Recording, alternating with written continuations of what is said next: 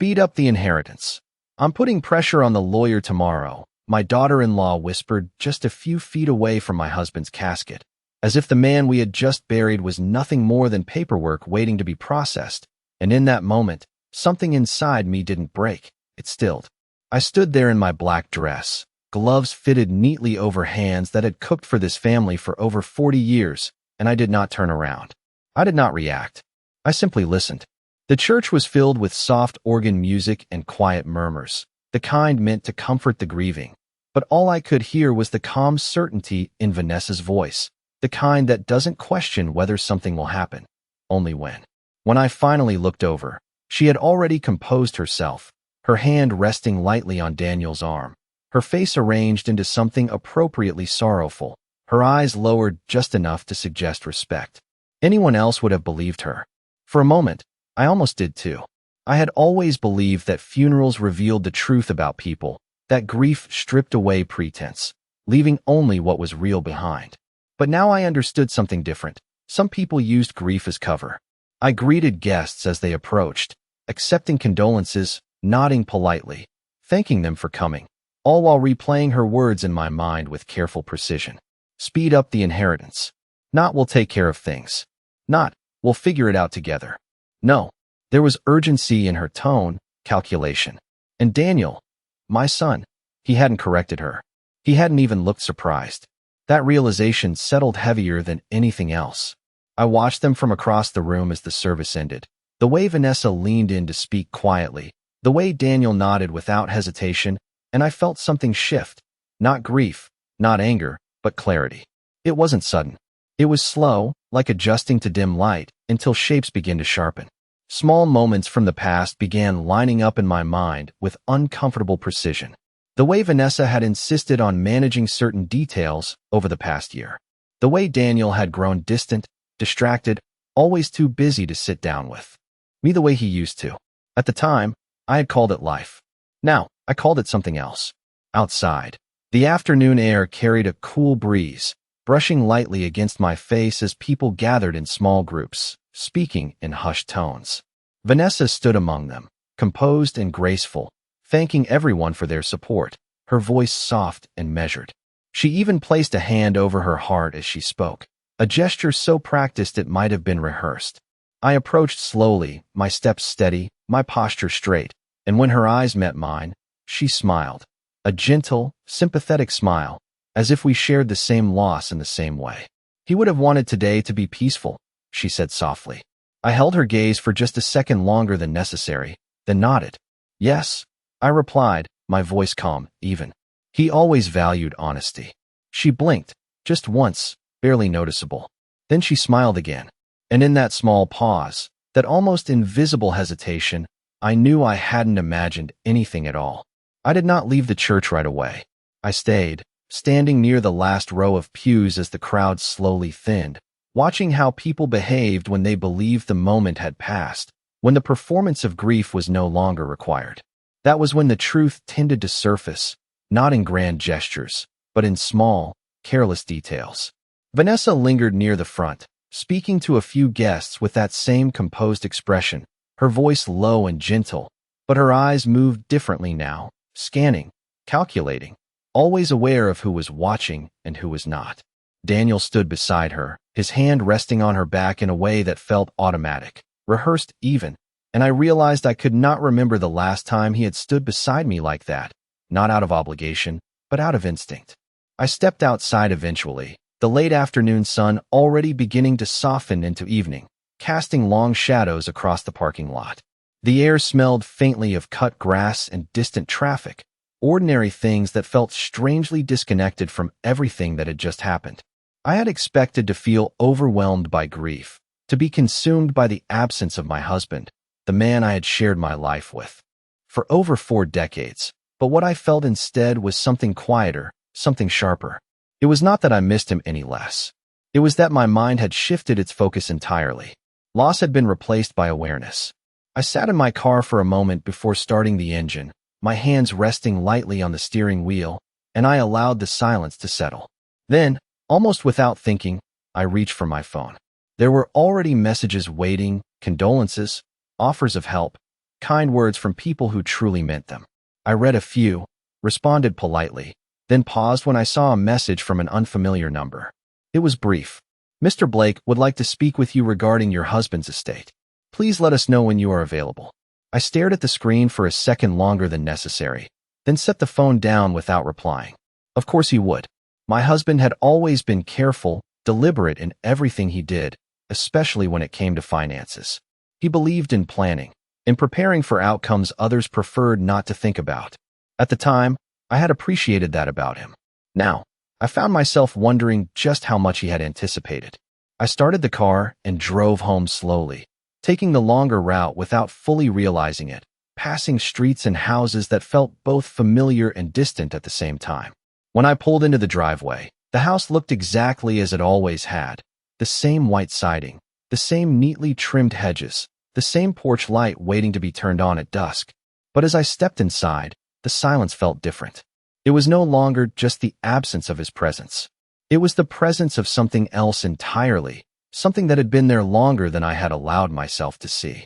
I set my purse down on the kitchen counter and glanced around, noticing small details I had overlooked before. A stack of mail slightly out of place. A drawer not fully closed. Subtle things, but enough to make me pause. Enough to make me realize that while I had been grieving, life around me had continued moving. Decisions had been made, conversations had taken place, and not all of them had included me.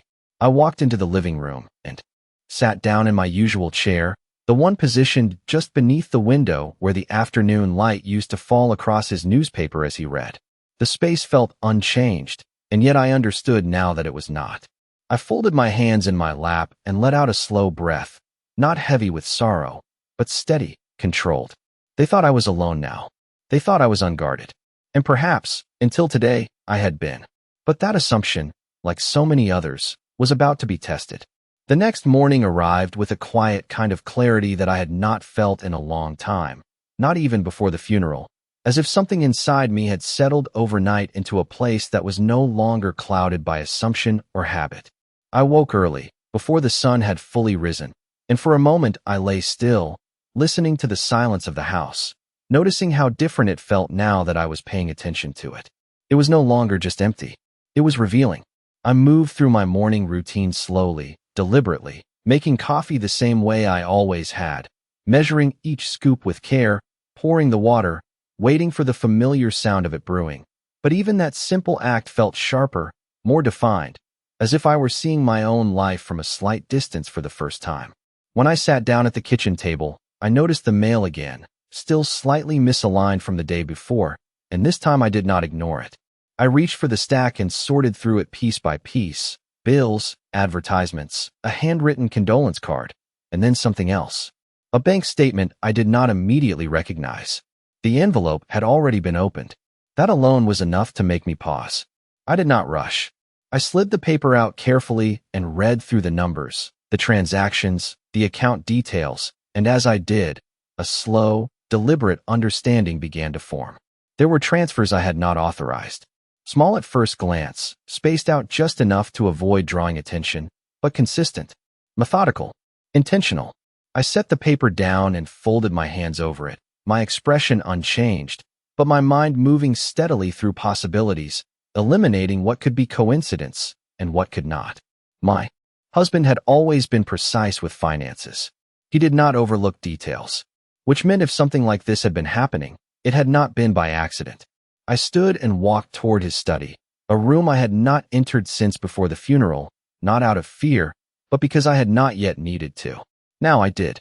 The door creaked slightly as I pushed it open, the scent of his cologne still faintly present in the air, and for a brief second, I allowed myself to feel that familiar ache. Then I let it pass. The desk was exactly as he had left it, organized, clean, every item in its place, but as I stepped closer, I noticed something that did not belong to his usual habits. A folder, slightly out of alignment with the rest, its edge not perfectly parallel to the others. It was a small detail, the kind most people would miss. I did not. I reached for it, opened it, and found documents neatly arranged inside, statements, copies of transfers, notes written in his careful handwriting, dates circled, amounts underlined, observations made without explanation, as if he had been tracking something quietly, waiting. My eyes moved across the page slowly, absorbing each detail, each pattern, until there was no longer any doubt about what I was looking at. This had been happening for months, possibly longer, and he had known. I closed the folder gently and placed it back exactly where I had found it, aligning it perfectly with the others this time, restoring the order he had always maintained. Then I stood there for a moment, my hands resting lightly on the edge of the desk, my gaze steady, my thoughts no longer scattered, but focused. Whatever had been hidden was no longer hidden. Whatever had been assumed no longer applied. And whatever came next would not be decided by anyone but me. Memory does not return all at once. It arrives in fragments, quiet and uninvited. And that morning as I stood in his study, those fragments began to arrange themselves into something far more coherent than I had ever allowed them to be. I remembered the afternoon Vanessa insisted we simplify household management after my husband's last hospital visit. The way she spoke gently, almost too gently, offering to help with online accounts, bills, and statements, framing it as a kindness rather than a change in control. At the time, I had been tired, distracted, grateful even, and my husband had simply watched the conversation unfold without interrupting, his expression unreadable but not unaware. I had taken his silence as agreement. Now I understood it differently. I moved back into the kitchen, the folders still fresh in my mind, and sat down again at the table where the morning light had begun to stretch across the surface, illuminating every small imperfection, every unnoticed detail. It was strange how clarity worked. Nothing around me had changed, and yet everything had. I picked up my phone again and opened the bank application, navigating slowly, deliberately, through accounts I had not examined closely in months. The numbers confirmed what the paper records had already suggested. Transfers had been made with careful spacing, never large enough to trigger immediate concern, but consistent enough to build over time. The destination accounts were not unfamiliar. That was what made it worse. They were tied to shared family expenses, accounts that Vanessa had access to, accounts that Daniel had once managed with transparency. Once, I leaned back in my chair and allowed the pieces to settle without rushing to judgment, because what mattered now was not reacting, but understanding. My husband had known. He had documented it. He had chosen not to confront it directly. That meant he had been waiting for something, or perhaps preparing for something instead. I glanced toward the hallway, half expecting to hear footsteps, to feel the presence of someone else in the house, but there was nothing. Just silence. Just space. And within that space, I could finally see the pattern clearly. Vanessa had not forced her way into control. She had been invited, gradually, through convenience, through trust, through carefully timed offers of help. Daniel had not resisted. He had adapted. Whether out of ease or intention, I could not yet say. But the result was the same. I stood up slowly and walked to the window, looking out at the front yard where everything appeared. Unchanged, the same trimmed lawn, the same mailbox at the end of the driveway, the same quiet street that had held decades of ordinary life. It occurred to me then that what had happened was not sudden. It had been unfolding in plain sight, layered beneath routine, hidden behind politeness and assumption. I rested my hand lightly against the glass, not in grief, but in acknowledgement of something I could no longer ignore. Then I turned back toward the house, toward the quiet rooms that no longer felt passive, but active, holding evidence, holding history, waiting to be read correctly. I walked once more past the study, pausing only briefly at the doorway, and allowed myself a single, steady thought. He had seen it coming. He had prepared in his own way. And now, without him here to stand between us, whatever he had started would have to be finished by me. By mid-morning, I had already decided that reacting too quickly would be the only real mistake I could make. So instead of calling anyone or confronting anything directly, I chose something far more effective. I waited. I moved through the house with the same quiet rhythm I had always had, making small adjustments that no one would notice unless they were looking for them, which they were not. I returned the mail to its place, closed drawers properly, aligned everything just as it had been, not to erase what I had seen, but to ensure that nothing about me appeared different. That was important. People only reveal themselves fully when they believe they are unobserved, when they are confident that their version of events has not been challenged. Around noon, my phone rang. Daniel. I let it ring twice before answering.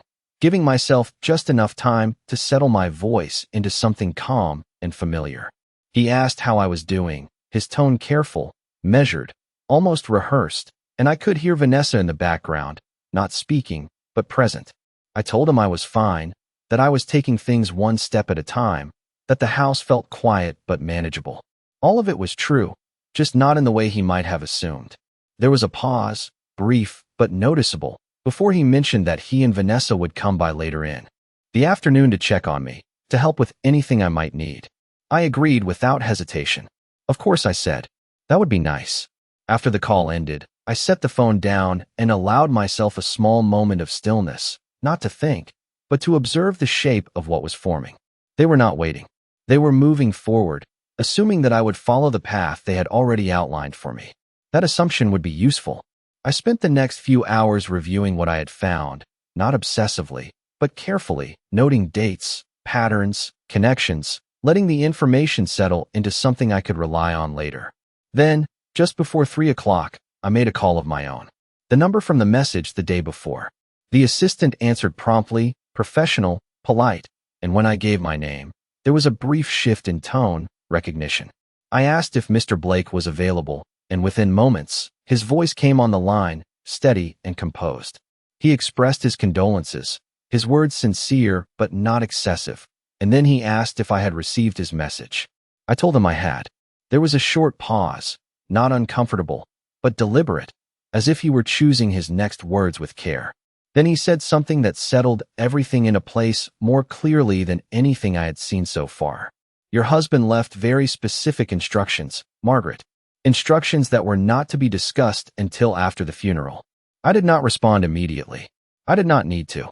The meaning was already clear. He had not only seen what was happening, he had planned for what would happen next. I asked when we could meet, and he suggested the following morning, 10 o'clock, at his office. I agreed. After the call ended, I stood there for a moment, the phone still in my hand, and allowed a quiet understanding to settle fully into place. Whatever Vanessa believed, she was accelerating. Whatever Daniel believed was already decided. Neither of them knew what had actually been set in motion. And for the first time since the funeral, I felt something close to certainty, not about them, but about myself. I was no longer trying to understand what was happening. I already did. Now I was simply preparing for what came next. They arrived exactly at 3:30, not early, not late, as if even their timing had been carefully chosen to appear respectful without being inconvenient. And I noticed that detail the moment I heard the car pull into the driveway. I did not rush to the door. I finished placing the teacups on the tray, adjusted the position of the napkins, and only then walked slowly to greet them, my expression calm, composed, exactly as they expected. Vanessa stepped in first, her arms already opening as if to embrace me. Her face softened into that same practiced sympathy I had seen the day before. I allowed the gesture, brief and polite, nothing more.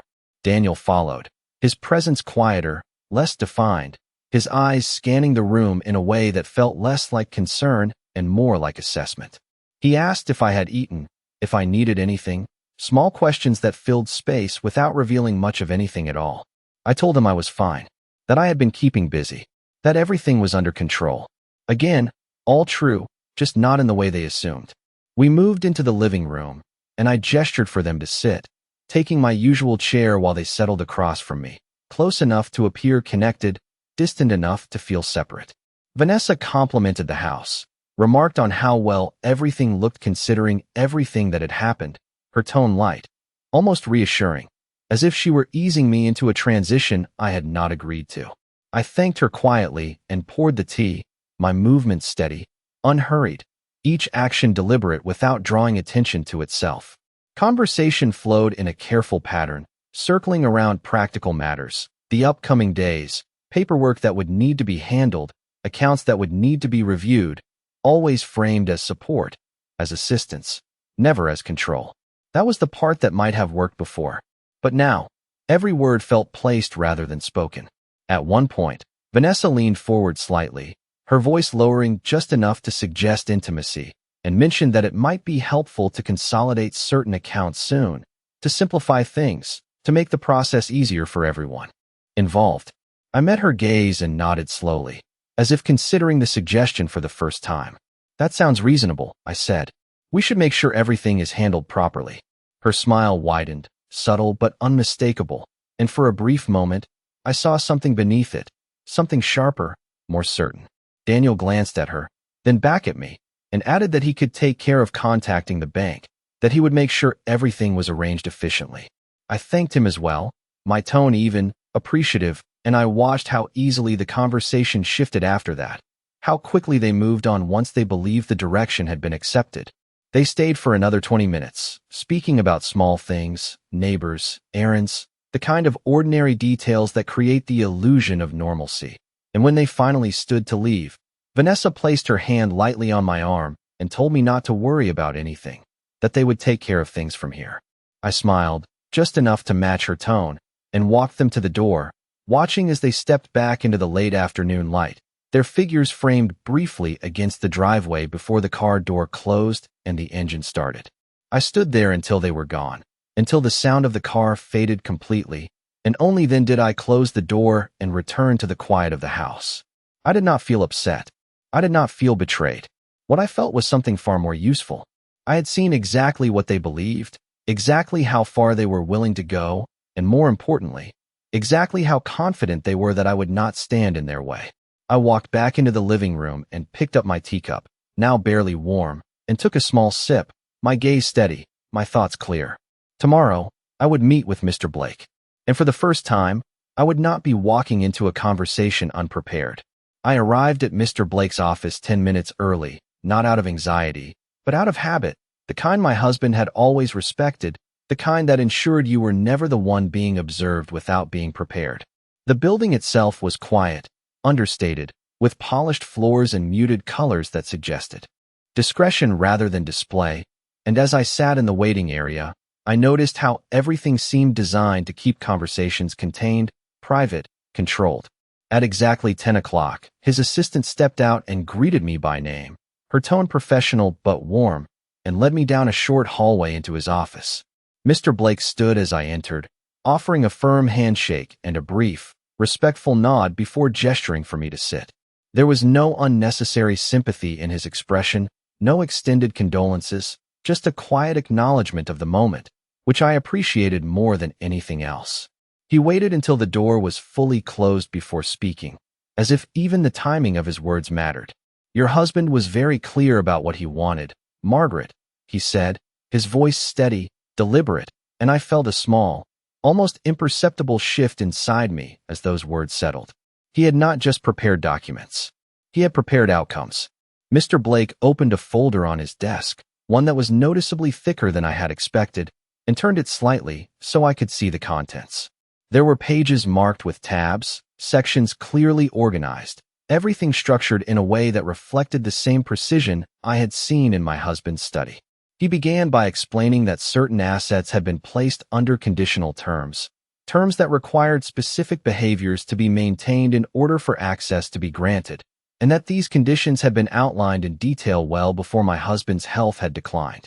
I listened without interrupting, my hands resting calmly in my lap, my posture unchanged, but my attention fixed on every word.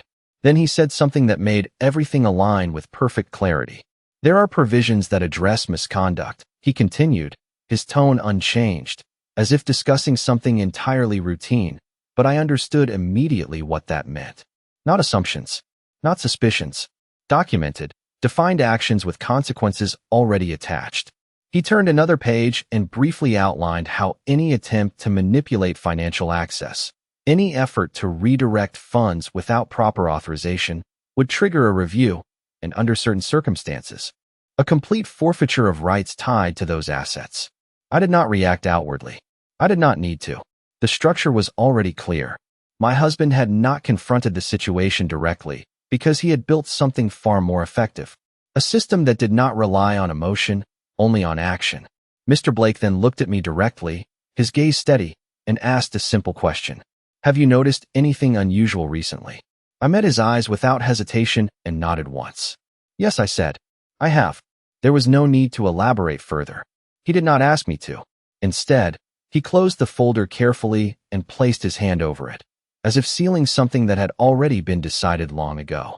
In the coming days, he continued, there will be a formal reading of the will. All parties will be present. At that time, everything will be made clear. I stood a moment later, not rushed, not uncertain, and thanked him for his time, my voice calm, even, exactly as it had been when I walked in.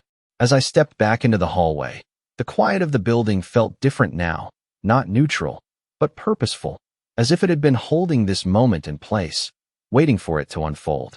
And as I walked toward the exit, I realized that whatever Vanessa believed she had already secured, whatever Daniel believed was quietly falling into place. Neither of them understood the structure they were about to step into. But I did now, and that made all the difference. The days leading up to the reading passed with a quiet precision that I had not experienced in years, not because nothing was happening, but because everything was unfolding exactly as it needed to, without interruption, without interference. I did not change my routine. I did not withdraw or become distant. If anything, I became more present, more attentive, allowing Daniel and Vanessa to see exactly what they expected to see. I answered their calls, responded to their messages, listened when they spoke about arrangements, finances, timelines, always with the same calm agreement that gave them no reason to question anything. Vanessa, in particular, grew more confident with each passing day. I could hear it in the way her voice softened when she spoke about the future. In the subtle way she began to refer to decisions as though they had already been made, as though I were simply part of a process already set in motion. She spoke about consolidating accounts again, about streamlining responsibilities, about making things easier for everyone, and each time, I nodded, allowing the conversation to move forward without resistance. That was the part she did not understand. Agreement is not always consent. Sometimes, it is simply observation. The evening before the reading, they came by once more, unannounced this time, though not unexpectedly. Vanessa carried a folder with her, neatly organized, her posture confident, her expression composed in a way that suggested she believed this visit would bring everything closer to resolution. She placed the folder on the table and opened it carefully, explaining that she had already begun gathering documents that might be needed, statements, account summaries, contact information, all presented as preparation, as support. Daniel stood beside her, quieter than before, but not resistant, his attention shifting between her and me as if measuring the space between what was being offered and what was being accepted. I listened without interruption, my hands folded lightly in front of me, my gaze steady, and when she finished, I thanked her. That was all. No questions, no objections, just acknowledgement. It was enough. I saw the brief flicker of satisfaction in her eyes, the almost imperceptible release of tension that comes when someone believes they are no longer being challenged. They stayed for a short while after that, speaking about the schedule for the next day, the time of the reading, who would be present, what to expect, all of it framed as guidance, as reassurance, and I accepted it with the same quiet composure I had maintained throughout. When they left, Vanessa paused at the door and placed her hand lightly against the frame, turning back just slightly as she spoke. Tomorrow will bring clarity, she said, her tone gentle, but certain. I met her gaze and nodded once. Yes, I replied. It will. After the door closed, I stood there for a moment, listening to the fading sound of their car as it moved down the street, and then I turned back into the house, the quiet settling around me once again. I did not feel anticipation. I did not feel anxiety. What I felt was readiness, the kind that does not come from hoping for a particular outcome, but from understanding exactly what is about to happen. I walked into the living room and sat down in my chair, the same place I had sat so many times before, but this time, there was no uncertainty left. Everything that needed to be seen had already been revealed. Everything that needed to be understood had already been understood. Tomorrow was not about discovery. It was about confirmation. The room was already set when I arrived, quiet and formal in a way that left little room for interpretation. A long table at the center, chairs placed with careful intention, documents neatly arranged in front of each seat, as if everything had been waiting for this exact moment. Daniel and Vanessa were already there, seated side by side, their posture composed, their expressions controlled, though I could see the anticipation beneath it, the quiet confidence of people who believe the outcome has already been decided. Vanessa offered me a small smile as I entered, polite, measured, the same expression she had worn for days now, and I returned it with equal calm before taking my seat across from them. Mr. Blake stood at the head of the table, his presence steady, his demeanor unchanged, and once everyone had settled, he began without delay. There was no unnecessary introduction, no extended preamble, just a clear and direct reading of the documents exactly as they had been prepared. I listened without interruption, my hands resting lightly in my lap, my gaze steady, while the familiar language of legal structure unfolded in precise, deliberate phrases. At first, nothing seemed unusual. The distribution of assets, the acknowledgement of relationships, the formal recognition of responsibilities, all of it aligned with what anyone might expect. I did not look at Vanessa, but I did not need to. I could feel the shift in her posture, the subtle relaxation that comes when expectations begin to match reality. Then the tone changed, not dramatically, but enough. Mr. Blake turned a page, paused briefly, and continued in the same steady voice, introducing a section that had not been discussed publicly before, one that outlined specific conditions tied to the allocation of certain assets. The language was careful, exact, leaving no room for interpretation. Any attempt to access, redirect, or influence financial holdings without proper authorization would be considered a violation of trust, and under those conditions, all associated rights would be immediately revoked. I saw it then, the first crack in Vanessa's composure, not in her words, because she did not speak, but in the way her fingers tightened slightly against the edge of the table, in the way her gaze shifted, just for a second, toward Daniel. Mr. Blake continued, detailing the documentation that supported these conditions, records of transactions, timelines, patterns that had been observed and recorded well in advance. He did not accuse. He did not speculate. He simply presented what existed. The room remained quiet, but the silence had changed. It was no longer neutral. It was weighted. When he finished, there was a brief pause, the kind that allows reality to settle fully before anyone attempts to respond.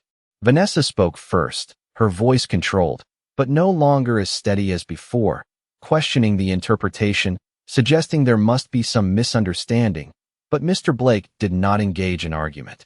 He clarified, calmly, that the conditions were not based on interpretation, but on documented activity, and that the consequences outlined were already in effect. Daniel said nothing. He did not defend. He did not deny. He simply sat there, his expression unreadable, his silence heavier than any words could have been. I remained still, exactly as I had been from the beginning, not because I had nothing to say, but because there was nothing that needed to be said. Everything that mattered had already been placed on the table, clearly, definitively, without emotion.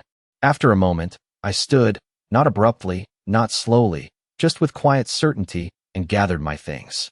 I looked at them once, not with anger, not with accusation, but with the same clarity I had found days before, and then I turned toward the door. I did not wait for a response. I did not offer one. As I stepped out into the hallway, the sound of the door closing behind me was soft, almost unnoticeable, but final in a way that required no explanation. They had believed they were moving forward. In truth, they had already stepped beyond what they were allowed to keep, and I had simply let them. At a quiet funeral, a grieving mother overhears her daughter-in-law coldly planning to accelerate an inheritance, setting off a chilling realization that reshapes everything she thought she knew about her own family. This emotionally charged story unfolds with subtle tension and powerful restraint, revealing how a devoted wife and mother begins to uncover hidden financial manipulation and quiet betrayal beneath years of trust, making it one of the most gripping family stories that explores silence, control, and calculated deception. As the widow pieces together overlooked details, from suspicious transactions to carefully staged concern, she begins a silent transformation from a grieving figure into a woman of clarity and control, embodying the quiet strength often seen in unforgettable family stories, where the truth is revealed not through confrontation but through observation. The daughter-in-law's composed exterior slowly cracks as her assumptions about control and entitlement collide with a carefully constructed legal reality, showing how family stories can expose the fragile balance between trust and ambition when inheritance becomes the unspoken battlefield. Guided by a lawyer who carries out the late husband's precise instructions, the widow steps into a decisive moment where preparation meets consequence, turning what seemed like a predictable outcome into a powerful reversal that defines the emotional core of compelling family stories. In the end, this story captures the essence of dignity, foresight, and quiet justice, as a mother reclaims control without raising her voice, leaving behind a lasting impression that resonates deeply with audiences who seek meaningful and thought-provoking family stories. Character 1 is a 68-year-old white woman with dignified presence. She wears an elegant black morning dress, front-facing view with calm expression, natural lighting, realistic skin texture. No cartoon, no cartoon. No CGI, no illustration. Subtle wrinkles, graceful posture. Character 2 is a 35-year-old white woman with sharp features and composed expression. She wears a stylish black dress with polished appearance. Front-facing view, confident gaze. Natural lighting, realistic skin texture. No cartoon, no cartoon. No CGI, no illustration.